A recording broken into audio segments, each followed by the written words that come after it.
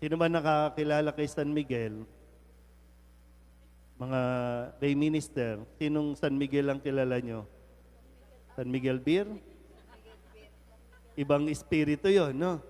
Pero itong si San Miguel ay dumarating para kunin yung mga naging tapat. Kasi si San Miguel yung protector eh. No, siya yung nagtatanggol laban sa demonyo na ang gustong makuha ang mga tao, gustong tumalikod ang tao sa Diyos.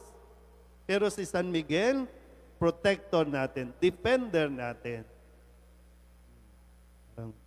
Parang may lasing na dito. Diba? Kaya sabi niya, dalawa lang ang pupuntahan. Buhay na walang hanggan o buhay na walang katapusang paghihirap. Reality ito, no? Katotohanan ito. Na kapag natapos ang buhay natin sa mundong ito, doon lang tayo pupunta. Buhay na walang hanggan sa langit, sa piling ng Diyos, o buhay na walang katapusang paghihirap, kapiling ang kaaway, ang demonyo. Sa tingin nyo, saan ka?